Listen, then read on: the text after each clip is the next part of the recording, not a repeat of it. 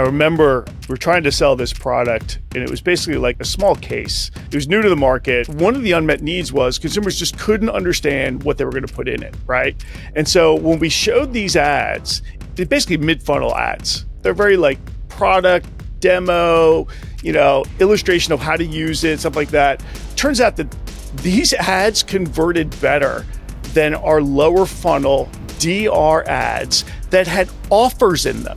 This is perfect because we addressed a need at that very moment that people had. That was like a big aha moment for us as an agency, right? We realized, one, the journey map and understanding needs really works.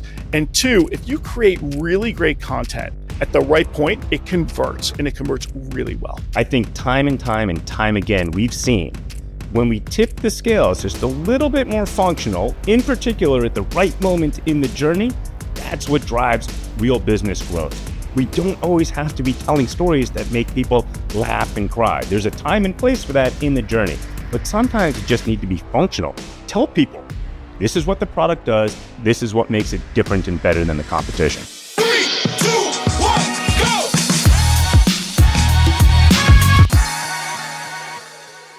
Here's the data point that absolutely fucking blew my mind, which is there's a ton of research out there about the automotive industry, since there's so much money being invested in marketing and advertising for selling automobiles. And it turns out when people shop for a car, they go on a 13-hour journey from the moment they decide they want to buy a new car to the moment they complete the purchase. That doesn't even include the hours of like dreaming and salivating. It doesn't include the hours about telling their friends, just, I'm going to buy a car, to completing the purchase.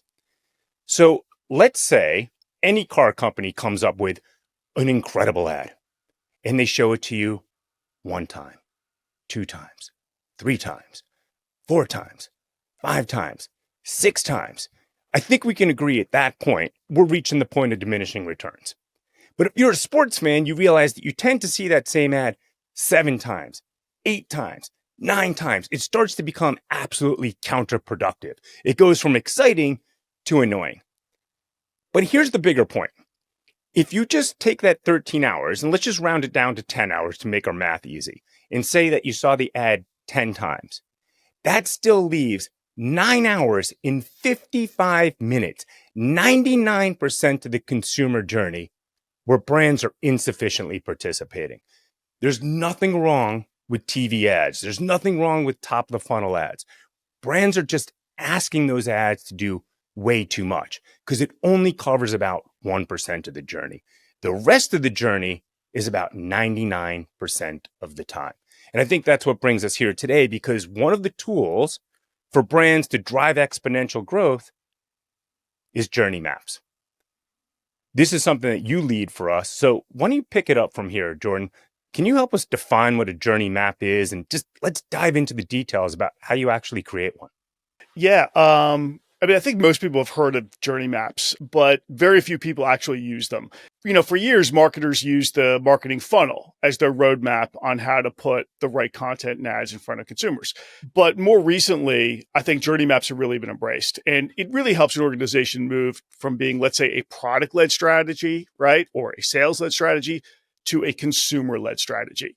I think that's really clear when you see brands that start to show up in lots of different places at any given point during a consumer's journey to purchase.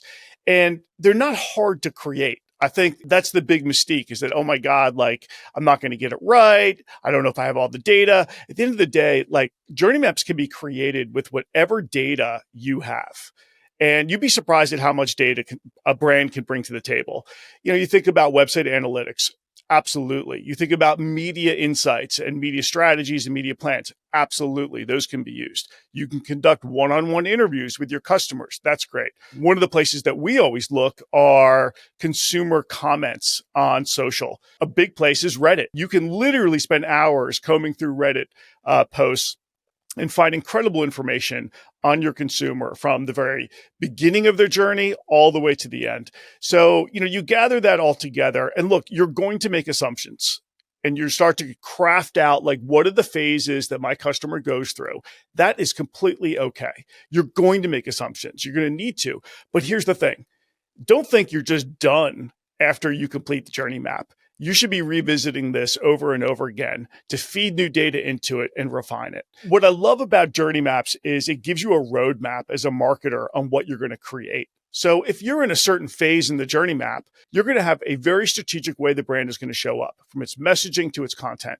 That becomes a roadmap in that particular phase for what you're going to build. You literally could create a creative brief off of that information that resides in that phase. And if you look across the journey, you look at all the phases, you might have 8 different creative briefs that you can create, but they all work together, right? Because it's a journey. So each one is driving the consumer down.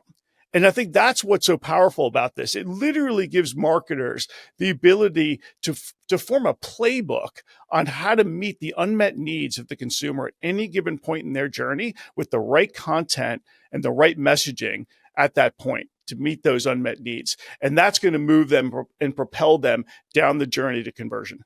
Yeah, I think it's such a great point because everyone keeps talking about the future of marketing is the right message at the right place at the right time. But that just becomes a pep talk unless you actually have a construct to deliver upon that. And I think that's what a journey map brings to the table. Now, sorry if you already talked about this. What is the difference between a funnel and a journey map? And can you really paint a picture for us in terms of the number of different phases and the content that comes out of each of those phases? You know, the main difference between a marketing funnel and a journey map is the marketing funnel is how marketers see their brand, right? I want the consumer to become aware. Well, that's the awareness part of the funnel. I want them to put me in the consideration set, right? That's not the way consumers think. So when you look at a marketing funnel, it really simplifies the process, but it's much more nuanced than that. Like a consumer is going to say, hey, look, I'm dreaming about a vacation, right? That's the very beginning of awareness, but that's not the end of it. You might then go, okay, I'm going to explore destinations. Still haven't decided where I'm going to go, right? Haven't decided what hotel I'm going to stay at. So you start to really look at the problem of deciding where to go, what hotel to stay at, what to do from the consumer's point of view. And these are consumer statements, right? What am I feeling? What are my fears? What are my barriers? And this really allows you to understand what as a brand should I be doing at any given moment in this phase of the journey to basically alleviate these fears, to meet these unmet needs and propel them down one step farther. I think that's the real power and the difference between a marketing funnel and a journey map. So if a funnel is very often 3 stages, awareness, interest, conversion, how many different phases do you typically see in a journey map? And what's the advantage of that? You know, it's a tough thing to answer. There have been journey maps for like large insurance companies that have been 15 different phases, right? And you think about it, like it makes sense. You're going from, dreaming, which is kind of your awareness phase, all the way down to actually engaging or using, let's say, the insurance, or you're submitting a claim. The life cycle can be really big, or it could be, 6 to 8 phases. But if you come out of a journey map with 3 phases, you're doing it wrong. That I can guarantee you the consumer is thinking way harder and has way more stages, right, that they're going through than just 3. And I think that's the key to a journey map, is that it unlocks all these opportunities. It unlocks all this information that you just didn't know as a marketer because you didn't bother to look. You just figured it was a 3-stage marketing funnel. In actuality, each phase in that marketing funnel actually breaks out into multiple different moments that matter to the consumer. And the right information at that time is critical in moving them down. What I love about it is we're able to identify these very granular moments. And I think when you can lean into these granular moments, whether someone has an unmet emotional need or an unmet functional need, what we're able to do is create mathematical leverage. And that's a big part that's missing from the advertising industry right now, because most brands are leaning so heavily into the top of the funnel and the bottom of the funnel. So can you make a better TV ad? Yeah. Can you get a better TV media buy? Yeah. You can make it a few percentage points higher. If you're making it 10% better, you're killing it, right? And same thing at the bottom. Can you make a better banner ad? Yes. Can you get a better lower funnel media plan? Yes. But you're not going to get massive changes. And we've seen when you lean into these granular moments, instead of a 5 or 10% improvement, you can literally have orders of magnitude 100% better. And to me, every time I think about it, if I can simplify it in my mind, like before I started just becoming a complete maniac in school and was basically getting kicked out, my parents tried to bring me to all the nerderies, right? And we would go to these science museums. And I remember walking into one, and what they were doing was showing us leverage. And there was about 600 pounds, and I'm about 10 years old. And what they showed is, obviously you can't pick up 600 pounds. But if you move the fulcrum in the lever, and then you lean on it, a little 10-year-old can literally move 600 pounds. And I think that's what brands are doing when they start leaning into journey maps, which is they're creating that mathematical leverage. They can have significant differences in their performance. And a huge point that you're making is not just at that one granular moment where you get that leverage, but it's also about sequencing them together and propelling them forward as you describe it. Yeah, like at the top of the journey or the beginning of the journey, you might have more emotional content and messaging, right? But as somebody is convinced, okay, I'm going to look at your brand, you don't need more emotional content. You need more educational content, right? Or functional content. But how do you know what to create? A journey map actually gives you the entire playbook on how to do it, right? Because it literally maps out what should I say as a brand at this given moment. Now, once you've identified what you're going to say, what's great is that you may come up with 10 different ways to say it. Like literally just in one phase, 10 different ways to say it. Maybe it's a brand message. Maybe it's a creator message. All of these different types of content can be laid out in a journey map. And you as a marketer now can start with the one that's the most relevant that you might think is going to work the best. But you've got a roadmap now of 9 other that you can execute over the next year. Like that's the great thing about a journey map is that it gives every organization in the marketing department a playbook on what we're going to run and how we're going to test and learn as we go through and we try to move people down the funnel. One of the most powerful parts of mapping the consumer journey is identifying these friction points and then figuring out the content and experiences that remove those friction points. So if I can make this tangible, couple products that I purchased recently that really just brought this home to me. They're not clients of ours, they're just products that I was looking to purchase. One of them was an all-natural deodorant. You need something more than all-natural deodorant, just saying. I do need something more than all-natural deodorant. Thank you.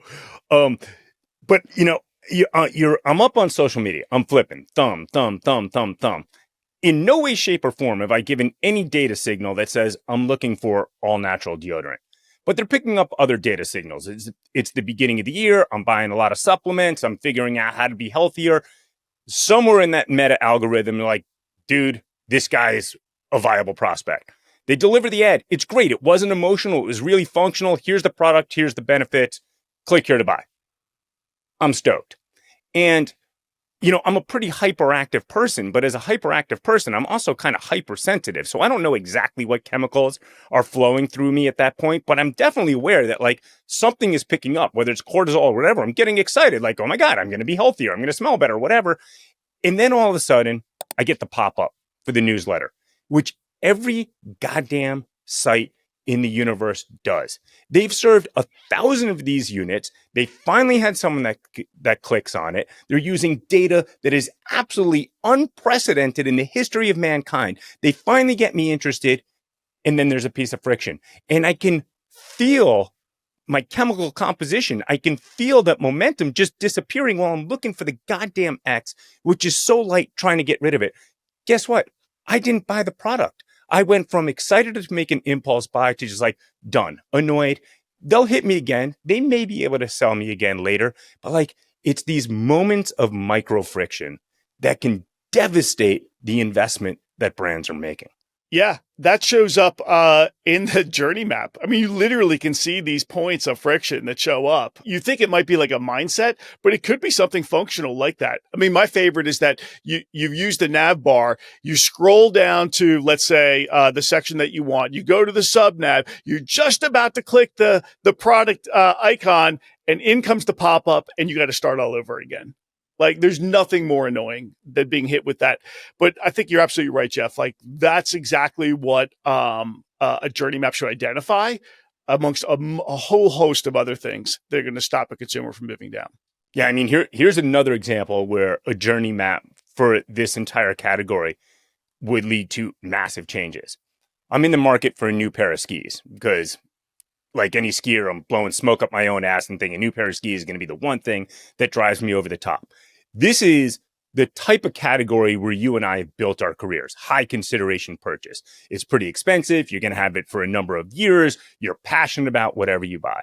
And I go on the journey that I think most people go on, right? You start with Google, maybe a little Chat GPT. You're trying to get to Ski Magazine or 4 or 5 other places, read some reviews, and ultimately you're going to get the consideration set and go to these different websites. There's 3 that stood out in my mind. One of them is the number 1 top rated ski across multiple different places. I'm like, done, sold. Not even going to try these things. I read the review. They all seem the same. Going to go get it. When I go up on the website, there's literally no content. It's like, here's the ski, click here, buy now. I'm like, dude, no romancing at all. You're out. So I go to another pair of skis. It's a French company. They've got a bunch of content, but it was like an episode of Zoolander. Like maybe this stuff works in France, but the American buyer doesn't want to do it. Like I'll send you this thing. It's ridiculous. There was literally absolutely no inspiration. As a matter of fact, they were leaning into the RTB of design. And I think any skier may subconsciously buy on design, but when you lean into that as a core message, it's actually counterproductive. So they're out. Then I go to a third ski company and they finally get it. There's a level of inspirational content. But inspirational content has to really be strategic. If you make it too inspirational, a dude doing crazy backflips off of Jackson Hole, that's not for me. I'm not trying to get there. Someone who's not inspirational enough, I'm not that excited. And that's what this company had. I found the pair of skis, great reviews. I watched the video, and this guy's kind of carving some turns. And I'm like, he's probably better than me. He's not fundamentally better than me. He's not exciting me at all. 1, 2, 3 pair of skis, didn't buy any of them because I either had no content or the wrong content. And I think great content inspires, it educates, and informs. And by having that journey map, you're going to find those need states and figure out how to invest in them. Yeah, it reminds me of a journey map we created for Pelican products. And I remember we're trying to sell this product, and it was basically like a small case. It was new to the market. And the thing we were running up against is consumers, they liked the case. They had no idea how to use it, right? They didn't know what to put in it. It was waterproof, it was shockproof, it was all this sort of stuff. But these are the series of ads we created. And we realized that one of the unmet needs was consumers just couldn't understand what they were going to put in it, right? And so when we showed these ads, it's basically mid-funnel ads, right? They're very like product demo, illustration of how to use it, stuff like that. Turns out that these ads converted better than our lower funnel DR ads that had offers in them. And this is perfect because we addressed a need at that very moment that people had. We knew a lot about them. We knew what they were searching for at that particular phase in the journey. And we were able to serve up these ads and they converted at a higher rate. So that was like a big aha moment for us as an agency, right? Where we realized, 1, the journey map and understanding needs really works. And 2, if you create really great content, right? We use that stop motion, but if you create really great content at the right point, and this is clearly not emotional content, what we just showed is functional content, it converts, and it converts really well. It's such a massively important point. Like, obviously, we want to lean into emotional content. Obviously, great ads are emotional, and it's what drives our industry. It's what drives interest in brands. But I think time and time again, we've seen when we tip the scales just a little bit more functional, in particular at the right moment in the journey, that's what drives real business growth. We don't always have to be telling stories that make people laugh and cry. There's a time and place for that in the journey, but sometimes you just need to be functional. Tell people, this is what the product does. This is what makes it different and better than the competition. Yeah. Um, and going back to like this idea of breaking down silos that we talked about last episode, you know, media, when they look at these journey maps, they always get like, oh my God, how am I going to do this? And we've really learned that if you can spell out in the journey the type of attributes and signals that the customer or the segment is going to elicit at that phase, the media teams light up and they go, oh, I can actually create targets against this. And so all of a sudden it starts to revolutionize the way media is also planned, because we've talked about this a lot in terms of creative and messaging and content. But really what it's doing is it's actually bringing media in and it's allowing them to embrace this customer first strategy. And they're developing media plans and targets that align perfectly with these phases. And that's, I think, the great power is when you combine paid media with all of this content and all this advertising, like that's where you start to supercharge the customer journey. And it's not hard as long as you're giving the media teams language and the right content and the right signals and the right data to be able to build those targets for each phase.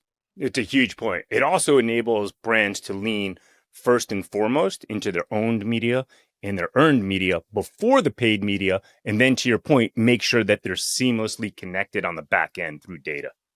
Now, one of the brands that you love, not a client of ours, but you're absolutely in love with is G4. What do you see these guys doing so effectively? G4 is what you would call a direct to consumer brand. Although I think that label, like, could we just throw it out? Right? They're just up and coming great brands that are eating the lunch of the brands that have been around for years. G4 came on the scene, and first off, the content they created at the top of the funnel was incredibly emotional and incredibly compelling. But what I really loved is they started to mix things in, like they're going to interview the designers.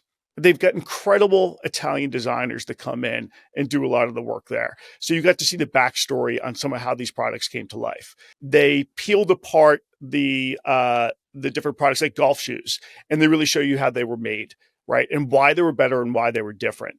And then they followed it up also with experiential events that were fantastic at various locations or PGA tournaments around the U.S. And it all just worked together. And they created this emotional to educational to functional content that all worked perfectly along the journey to get me to become a huge brand champion of theirs. I mean, at the end of the day, I think that this brand has not only resonated with me, but I see it in every single pro shop around the US. It's resonated across the board with every PGA professional as well. So, you know, when you really start to dig into how a brand like G4 did it, they understood that it wasn't about one campaign, right? We often say campaigns are in essence a luxury, but an always on brand is a necessity. And that's what G4 recognized. They were going to be there when it mattered every single moment to get me to push down the funnel, right? With the right information, right? At the right time. I think you're exposing two really important points with G4, which is one, journey maps aren't just about acquiring customers. It's all the way through the notion of becoming a brand champion. And those brand champions are often 10 times as trusted as traditional paid ads. Then the other thing that you're exposing when you think about content by Italian designers, it leads to engagement. And every single time this is studied, the stronger the engagement, the more likely you are to buy. But we no longer need to engage people just by saying, here's my 30-second spot, here's my 30-second spot, here's my 30-second spot, repeated over and over again with paid media. Like you've seen with G4, you can actually create content that people go out of their way to enjoy and even share it with others. And that engagement leads to acquisition. And not just message, but think about like the content types as well. Whether you want to do branded content, whether you want to do like a demo, a creator, whatever it may be. So one of the things we've developed is the ability through custom programming to sort all of the ways in a particular phase and sort them by, let's say, level of impact, cost, right? Time to build. So you may be stuck as a marketer saying, well, I have 10 different ways that I can message in this particular research phase in the journey, but I don't know where to start. Well, literally by sorting based on certain attributes, you can start to see, well, I want to sort by level of impact. What's going to make the most impact? And then you can look and say, okay, should I start here? But if I couple that with also, let's say, level of effort, I can say, wow, this might take 12 months to build. So with these little levers, you can really start to understand what you're going to do first, what you're going to do second, and what you're going to do third. And again, this just goes back to this idea of it becoming a tool or a playbook for the entire marketing organization to figure out what they're going to roll out first, second, and third, right? And it also has a whole bunch of different ideas and content executions that you're going to roll out, not just in the next quarter, but possibly in the next 12 months. Yeah, that's so incredibly powerful because the way I hear it is it's a process, not an event, meaning you develop the journey map and you can sort it and prioritize.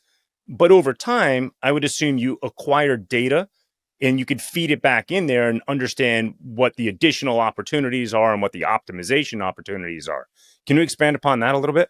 Yeah, you constantly want to update the journey map with, let's say, new barriers, new fears, new entries into the marketplace that might occur. You might have changes in an algorithm, right?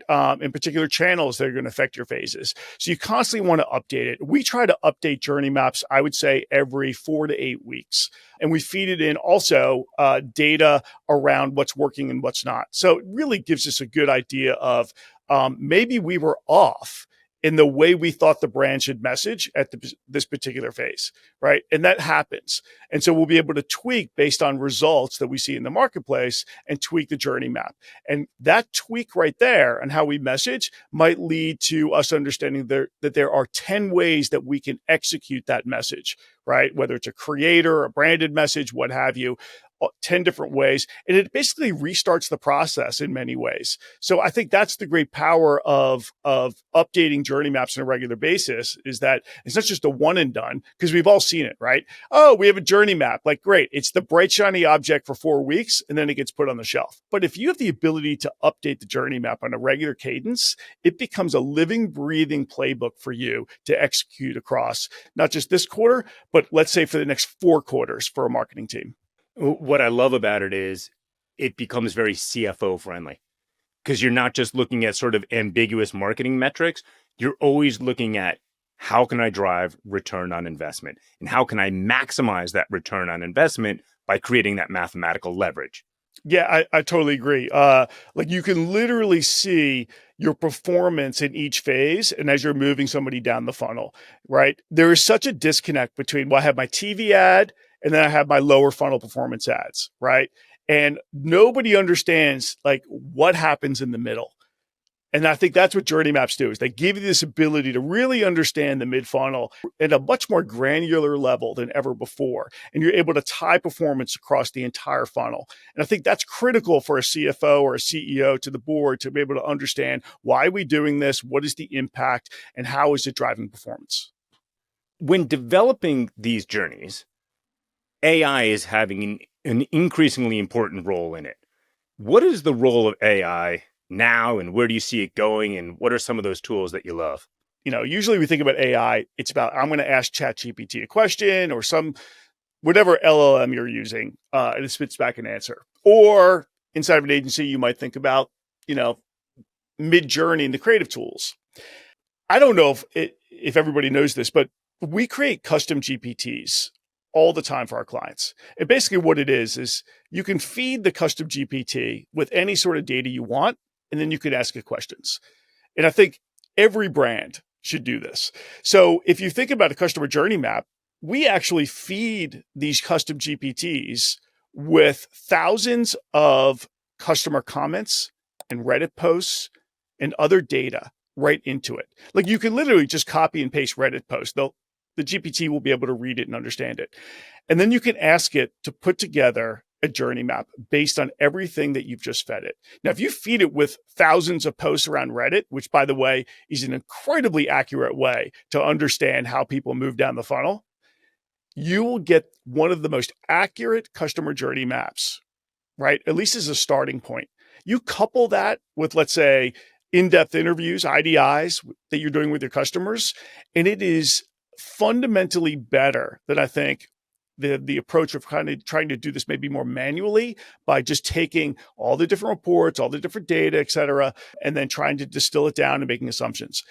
ChatGPT is incredibly bright, right? And when you feed it these custom GPTs, which are really easy to set up, I don't want anybody to freak out, with all of this data and all these posts and all these comments, it figures out exactly what the journey is. And that's how we use it, right? It is an incredible starting point to understand what that journey looks like for any particular segment. And I would encourage every brand to explore a custom GPT. It takes 2 minutes to set up. You can feed it the data, and then it literally becomes Einstein for you, where you can ask it any question. It will query all that data and spit back the answer. And you're alluding to a massive point, right? We're diving deep into journey maps. But to your point, it's a starting point. It's not the solution, right? What it is it gives you a roadmap for ongoing content. Where do you start? How do you prioritize their needs? And then based upon subsequent data, how do you continue to optimize it?